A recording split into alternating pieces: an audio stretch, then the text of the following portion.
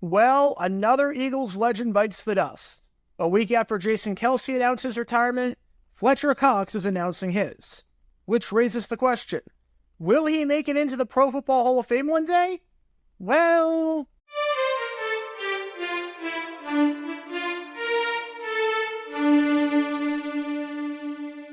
Welcome everybody to JG9 News, where we talk all things NFL all the time. I'm Jerry Garinai, representing the 904 from the 602, and today we are talking about the news that just broke out of Philadelphia.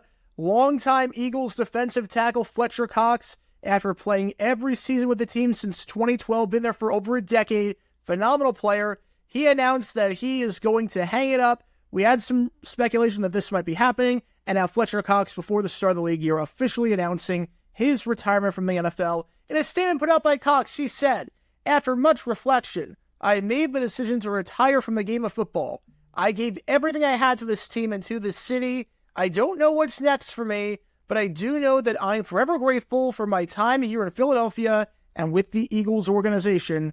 Go Birds." And in a statement put out by Eagles chairman and CEO Jeffrey Lurie, he said, "From the moment he was drafted as the 12th overall pick in 2012 until his final game, Fletcher Cox was a dominant force on our defensive line. Fletcher is an all-time great Eagle whose contributions made him one of the most renowned defensive tackles of a generation and built him a strong case for the Pro Football Hall of Fame." First off, this retirement is incredibly well-deserved. Fletcher Cox is a heck of a player, one of the greatest to ever do it at his position. But it does raise the interesting question that I think a lot of people have in terms of what's next for Fletcher Cox. Will he make it into the Pro Football Hall of Fame one day? Will he be enshrined in Canton, Ohio? Fletcher Cox, a six-time Pro Bowler, 2015 to 20, made it all 6 seasons. First-team All-Pro in 2018, second-team All-Pro in 2014, 2015, and 2017. Had 70 sacks, made 182 starts, played in 2 Super Bowls, the 2 Super Bowls behind me right here, Super Bowl 52, Super Bowl 57, and the Eagles probably do not have as good of a season as they do in 2017, winning their first Super Bowl in franchise history, if it was not for the play of Fletcher Cox. But most importantly, for the purposes of the Hall of Fame, he is a member of the All-2010s team. He's a member of an All-Decade team, one of 4 defensive tackles to make it onto the All-2010s team, alongside Aaron Donald, who there's obviously no debate on, Geno Atkins, and Ndamukong Suh. Now, here's the interesting thing with the Hall of Fame team, and this is where I really want to center the argument around. There have been 11 guys in the post-merger era, from the 1970s team to the 2000s team. I'm not counting the 2010s team just because no one's eligible yet for the Hall of Fame. But in the post-merger era, from the 1970s team to the 2000s team, 11 guys have made it.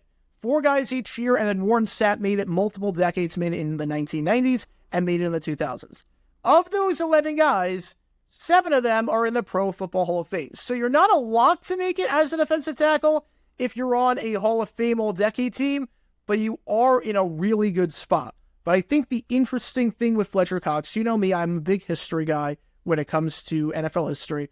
I want to look at the 4 guys who didn't make it. The 4 guys on an all-decade team at defensive tackle in the post-merger era, so the 1970s, 1980s, 1990s, and 2000s, who are not in the Pro Football Hall of Fame despite being on an all-decades team. See how their resumes stack up with Fletcher Cox, and we can evaluate from there whether Fletcher Cox has a good chance at making the Hall of Fame. Because here's the thing, the odds are not 0%. Fletcher Cox has a shot at the Hall of Fame. Is it a good shot? Well, if you look at the other guys that aren't in there, it might not be the best shot in the world. Now, in terms of guys that Cox is clearly better than in terms of accolades, in terms of resume, Keith Mallard made it onto the All-1980s team, only a 2-time Pro Bowler, 1980 and 1989. And again, I'm not saying that Pro Bowls are the end-all be-all. I'd be a massive hypocrite if I said that, because I was pounding the table for Ken Riley to make it for years. He never made a Pro Bowl. I'm pounding the table for Fred Taylor to make it. He only made 1 Pro Bowl, and that was as an alternate in 2007. I'm just looking at this from how the voters would probably see this and how the resumes stack up. So Cox, better than Mallard, who's on the Hall of Fame. Mallard did win Defensive Player of the Year in 1989, but he was only good for a super short period of time. Injuries in the 90s decimated what could have been a Hall of Fame career. If he stayed healthy, who knows how good Keith Mallard could have been in terms of NFL history. But Mallard not getting in despite being on an all-decades team. Dave Butts, also on an all-decade team in the 1980s. 1-time Pro Bowler in 1983. 1-time first-team All-Pro and a second-team All-Pro in 1984. Cox has more Pro Bowls. Cox has the same number of first-team All-Pros. It has way more second-team All-Pros. So the resume way better for Mallard and Butts. The interesting thing is with the 2000s. Because in the 2000s, you have two guys that made the All-Decades team that are not in the Hall of Fame and don't look like they have that great of a shot at making it, because both these guys never even so much as a semifinalist, never even so much as a top 25 selection for the Hall of Fame, despite having the resumes. And when you look at their resumes compared to Fletcher Cox, they might be better. Leroy Glover, 6-time Pro Bowler from 2000 to 2005. Fletcher Cox, also a 6-time Pro Bowler from 2015 to 20. Leroy Glover, 1-time first-team All-Pro in 2000. Fletcher Cox, 1-time first-team All-Pro in 2018. Leroy Glover, second-team All-Pro 3 times, 1998, 2002, and 2003. Fletcher Cox, second-team All-Pro 3 times, 2014, 2015, 2017. So in terms of Pro Bowls, in terms of first-team All-Pros, in terms of second-team All-Pros, and in terms of being on an All-Decade team, Cox and Glover are practically identical.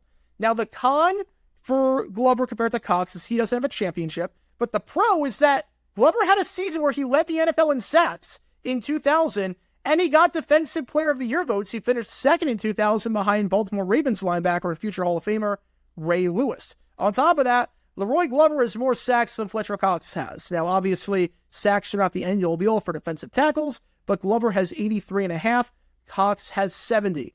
So you can argue that Leroy Glover has a better resume than Fletcher Cox. At the worst, it's identical. I'm not sure anyone would argue that Fletcher Cox has a better resume than Leroy Glover. The most you could say is that they're identical. And Glover's not in the Hall of Fame. No one's talking about him as a Hall of Famer. He has never even so much as been a semi-finalist for the Hall of Fame, and he's been eligible for quite some time. The real one, though, Kevin Williams. Kevin Williams, the other defensive tackle on an All-Decades team from the 1970s to the 2000s, to not be in the Hall of Fame. 6-time Pro Bowler, same as Fletcher Cox. Kevin Williams made in 2004, and then each year from 2006 to 2010.